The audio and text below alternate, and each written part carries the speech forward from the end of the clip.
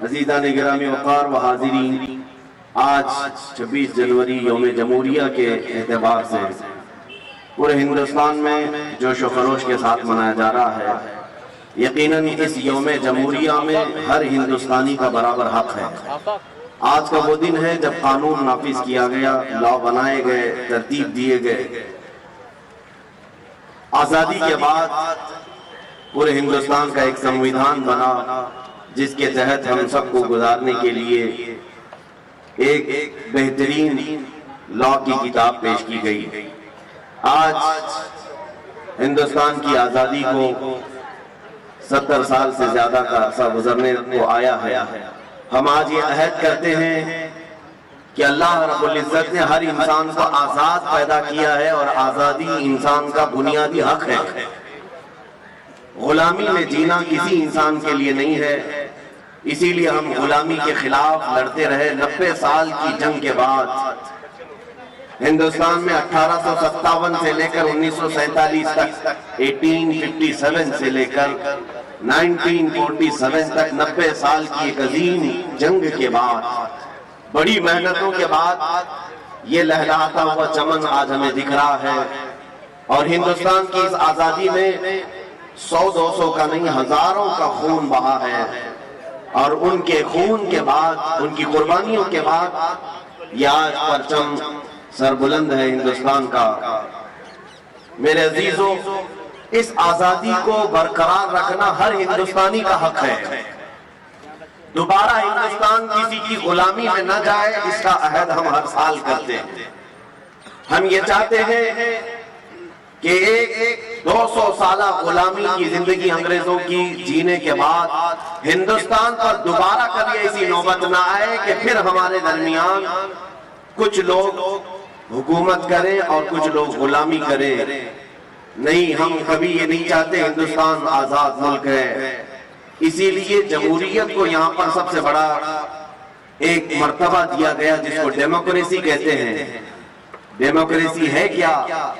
یہ لوگوں سے لوگوں کے لیے، by the people for the people, لوگوں سے لوگوں کے لیے۔ تو جب تک یہ رہے گا انشاءاللہ ہندوستان میں امن و امان برقرار رہے گا۔ ہم آج یوم جمہوریہ سے، آج کے دن اپنی قوم سے مخاطب ہو کر بلکہ پورے ہندوستانیوں کو میں یہ میسج دینا چاہوں گا، آزادی مل تو گئی تھی ہمیں 1947 میں، لیکن آج اس آزادی کا سارا لہلہاتا ہوا چمن پھر سے بگاڑنے کی کچھ لوگ ناپاک کوششیں کر رہے ہیں۔ ہم اس کے خلاف ہیں۔ ہندوستان کو کبھی بھی آتنکواد ہونے ہم نہیں دیں گے، منوواد ہونے ہم نہیں دیں گے۔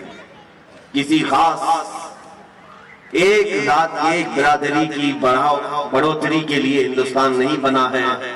ہندوستان میں ہر ایک کا برابر کا حق ہے۔ یہاں ہندو بھی ہیں، سکھ بھی ہیں، عیسائی بھی ہیں، اور مسلمان بھی بڑی تعداد میں ہیں۔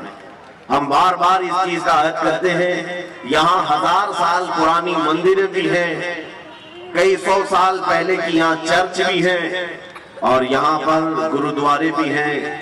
اسی طرح 700 اور 800 سال پہلے کی ہماری مسجدیں اور مزارات بھی موجود ہیں۔ ہندوستان اپنے سینے میں ایک بہت بڑی تاریخ لیا ہوا ہے، اس لیے پوری دنیا مل کر ہندوستان کو مٹانا چاہے یہ مشکل بات ہے۔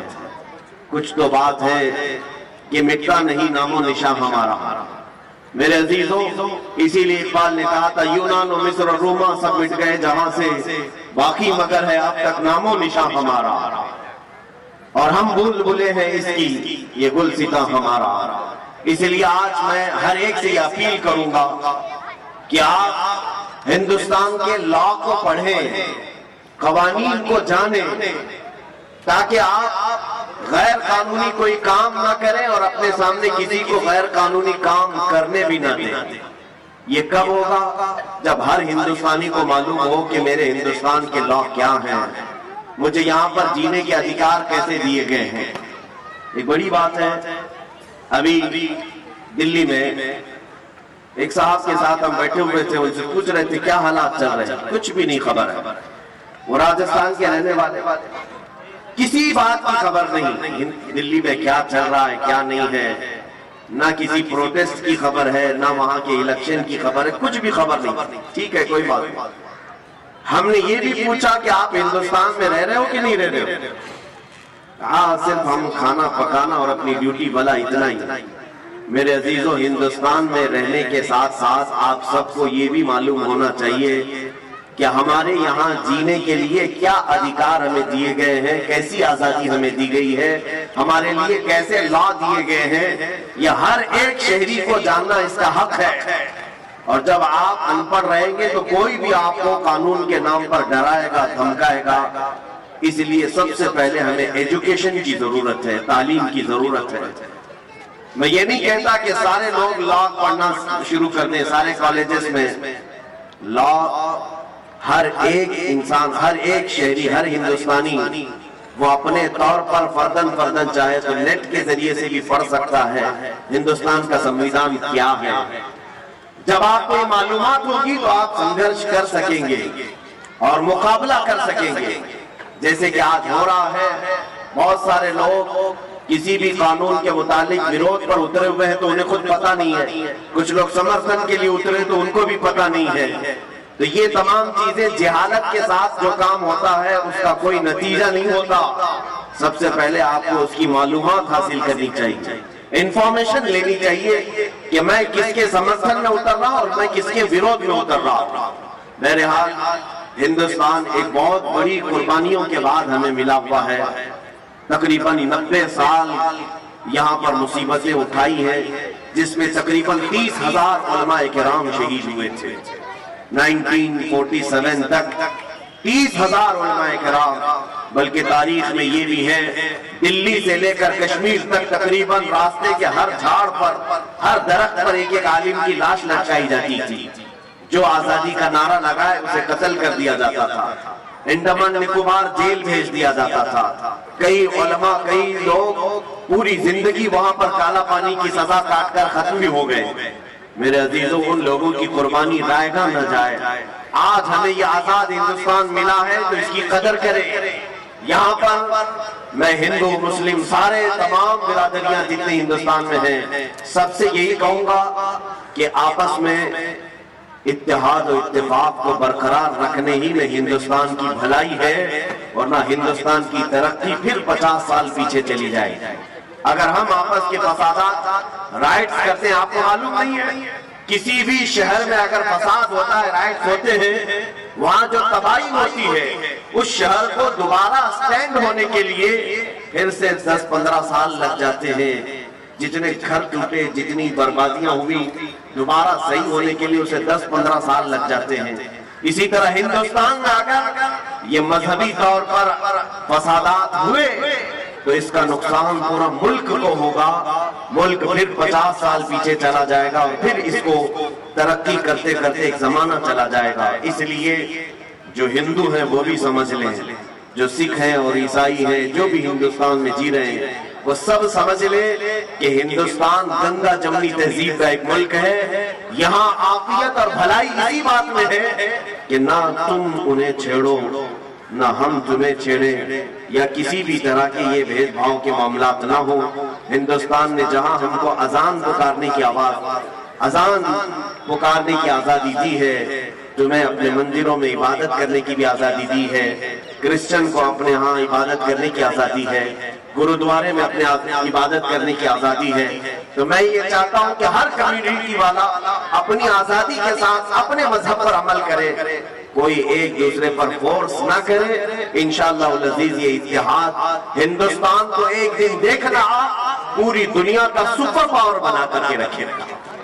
سپر پاور ہندوستان بن سکتا ہے صرف ہمارا یہ کمیونل رائٹس جو ہوتے ہیں، مذہبی فسادات یہ ختم ہو جائیں اور ہم ایسے لوگوں کے خلاف لڑتے رہیں گے، آخر تک لڑتے رہیں گے جو ہندوستان کی کرسی کو خراب کریں گے. ان سے ہمارا ہمیشہ وروध رہے گا. میرے عزیزوں، پہلی مرتبہ آج یہاں پر ہم سب جمع ہیں. میں زیادہ دیر آپ کا یہاں پر نہیں لوں گا. آپ کو دو چیزیں میں کہتا ہوں. دیکھیں، ایک آزادی ہے اور ایک پابندی ہے. آزادی ہے اور پابندی. 1947 میں آزادی ملی ہے، سب کو پتا ہے، سارے لوگ جانتے ہیں. لیکن ساتھ ہی میں 1950 کو یہی ہماری ڈیموکریسی جب ترتیب پا گئی، جمہوریت اور اس کے لا بنائے گئے، تو قانون بنا کر ہمیں دیا گیا، تو قانون پر عمل کرنے کی پابندی لگائی گئی۔ تو آپ کے دماغ میں ایک سوال آتا ہوگا، 1947 میں آزاد کر دیا اور پھر 1950 میں 1950 میں پھر قانون میں پابند کر دیا، پھر یہ کیسی آزادی؟ میں یہاں بتانا چاہوں گا کہ آزادی کا مطلب کیا ہے وہ بھی سمجھ لیں آپ۔ آزادی کا مطلب یہ ہے کہ انسانی اقدار کے ساتھ، انسانی اصول کے ساتھ جینا اور دوسرے کی آزادی کو خراب نہ کرنا، یہ صحیح معنوں میں آزادی ہے۔ آزادی کا مطلب یہ بھی نہیں ہے کہ کوئی ننگا پھرتا رہے اور دوسرے کو تکلیف دے، وہ آزادی تو جنگلوں کی آزادی ہے، جانوروں کی آزادی ہے۔ میرے عزیزو، آزادی کا مطلب یہ ہے کہ تمہیں ایک جو سمویدھان دیا گیا ہے وہ ڈسپلن مینٹین کر کے جو چلے گا وہی سب سے بہترین آزادی ہے۔ قانون کے خلاف جو بھی کرتا ہے، ہمارے آقا صلی اللہ تعالیٰ علیہ وسلم نے بھی ہمیں اصول عطا کیے، فرامین عطا کیے، اور یہ بھی فرمایا من غشنا فلیس منا، جس نے ہمیں دھوکہ دیا وہ ہماری امت میں سے نہیں ہے۔ اس لیے دھوکہ دینا، رشوت دینا، یہ تمام چیزیں جو قانون کے ساتھ آج ہو رہی ہیں، ان سب سے آج ہمیں مکتی چاہیے، آزادی چاہیے۔ ہم یہ سوچتے ہیں کہ 500,000 دے کر کے قانون توڑ دیں گے، ایسا کبھی نہیں کرنا چاہیے۔ قانون کے رکھوالے بھی ایسا نہ کریں، ہندوستان کا کوئی شہری بھی ایسا نہ کرے، اس لیے کہ 500,000 دے کر کے اگر آپ نے قانون توڑ دیا تو گویا کہ آپ نے ہندوستان کے سمویدھان کے ساتھ کھلواڑ کیا ہے۔ آگے آنے والی نسلیں پھر ڈسپلن کبھی مینٹین نہیں کر پائیں گی۔ اس لیے ہر ایک کو رشوت کے خلاف بھی کھڑا ہونا ہے، کرپشن کے خلاف بھی کھڑا ہونا ہے، کیونکہ کرپشن کے خلاف کھڑا ہونا ہی ہمارے ہندوستان کے سمویدھان کی حفاظت کے لیے کھڑا ہونا ہے۔ بس میں انہی باتوں کے ساتھ آج میں فخر کے ساتھ یہ کہتا ہوں، پہلی مرتبہ ہم گراؤنڈ میں جمع ہوئے ہیں، پہلی مرتبہ یہ ہمارا یہ کاریکرم، یہ جو پروگرام ہوا ہے، بہرحال ہمیں سیکھنا بہت کچھ ہے، ہم بچے ہیں اور بہت ساری چیزیں ابھی ہمیں سیکھنی باقی ہیں۔ ڈپارٹمنٹ کا بھی میں شکر گزار ہوں کہ انہوں نے پرمیشن دیا، بی ایم سی والوں نے اور دیگر یہاں پر منتظمین نے۔ خاص طور پر آج میں آپ کو ایک بات بتا دوں، مدینہ جامع مسجد کی آواز پر آج پاک سائٹ اور گھاٹ کوپر کے قریب کی جتنی تنظیمیں تھیں، کمیٹیاں تھیں، الحمدللہ وہ سب یہاں پر آج حاضر ہو چکی ہیں۔ ایک جھنڈے کے تلے ہم سب جمع ہوئے ہیں۔ مجھے امید ہے کہ پھر یہ جھنڈے تلے جب بھی آواز اٹھائی جائے گی ہم سب ایک جگہ جمع ہو جائیں گے، جمع ہوں گے نا انشاءاللہ۔ یہاں پر میں سارے کمیٹیوں کے نام پڑھ نہیں پاؤں گا، الامان فاؤنڈیشن کی طرف سے ہے، رہبر کمیٹی کی طرف سے ہے، آپ اپنے بینر اوپر اٹھائیں تو پتہ چلے گا۔ شاداب ایجوکیشن ویلفیئر سوسائٹی یہاں پر ہے، فیضان مصطفیٰ ویلفیئر سوسائٹی، سہایتا سوشل کمیٹی، پنکے شاہ درگاہ مسجد ٹرسٹ، مدینہ عیدگاہ کمیٹی، لاسٹ میں غلام حبیب کمیٹی اور دیگر جتنی کمیٹیاں پاک سائٹ اور وکرولی گھاٹ کوپر میں موجود ہیں، میں سب کا شکر گزار ہوں۔ میرے خیال سے کچھ لوگوں کے بینر آئے نہیں ہوں گے، لیکن امید ہے کہ مدینہ جامع مسجد کے اس پرچم تلے، ہندوستان کے جھنڈے تلے سبوں نے اپنا سپورٹ پیش کیا اور جمع ہوئے ہیں۔ انشاءاللہ العزیز اسی طرح ہم آگے بھی متحدہ طور پر کام کرتے رہیں گے، اس لیے کہ اتحاد زندگی ہے اور اختلاف موت ہے۔ اتحاد زندگی ہے، اختلاف موت ہے۔ ہم اختلاف سے باہر آئیں گے اور سب مل کر کے ہندوستان کی ترقی کے لیے عزم کریں گے، عہد کریں گے۔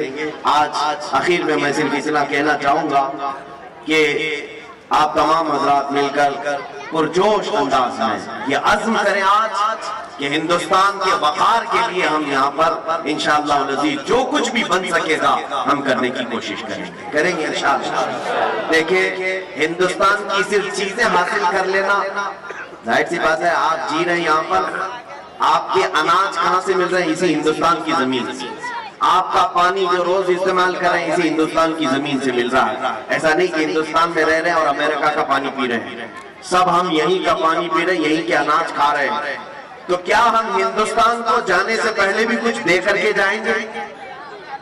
یہ ہر ایک نوجوان کے اندر خواہش ہونی چاہیے کہ میں بھی ہندوستان کی ترقی میں اپنا کچھ حصہ دے کر کے جاؤں، جیسے ہمارے پرکھوں نے دیا ہے، بڑے بڑوں نے دیا ہے، جتنے لوگوں نے بھی ہندوستان کو بنانے میں یوگدان کیا ہے آج ان کے نام لیے جاتے ہیں۔ اسی طرح ہر مسلمان کو، ہر ہندوستانی شہری کو یہ عزم کرنا چاہیے، صرف میں ہندوستان کی مٹی میں رہ کر کھا پی کر کے چلا نہ جاؤں، بلکہ ہندوستان کی ترقی میں میں اپنا بھی کچھ حصہ رکھ کر کے جاؤں، کوئی تو ایسا میں کام کر کے جاؤں۔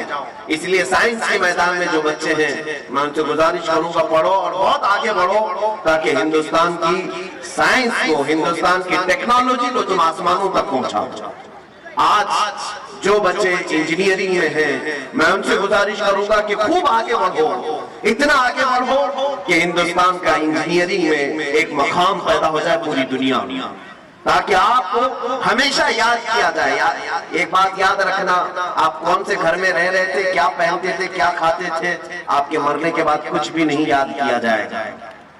آج سے تقریباً 100 سال کے بعد آج ہم کھڑے ہیں 2020 میں، اگر 100 سال اور زندگی ہوئی، 100 سال کے بعد اگر دنیا باقی رہی تو یاد رکھ لینا 100 سال کے بعد ہم میں سے شاید ہی کوئی رہے گا، اور پھر ہم میں سے جو بھی کسی کی نسلیں ہوں وہ ہم کو نہ ہمارے گھر سے یاد کریں گی، نہ ہمارے کپڑوں سے، نہ ہمارے کھانے پینے سے۔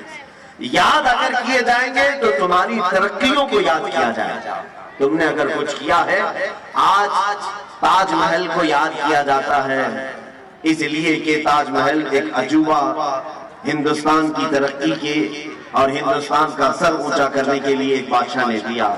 لال قلعہ دیا ہے، قطب مینار دیا ہے، اور بھی بہت ساری ایسی چیزیں ہیں ہندوستان میں جو ہندوستان میں رہنے والوں نے اس کی ترقی کے لیے دیا ہے۔ اسی طرح سے میں گزارش کروں گا ہر فیلڈ میں جو بھی ہے وہ ہندوستان کی ترقی کے لیے اپنا کچھ حصہ ضرور دے کر کے جائے۔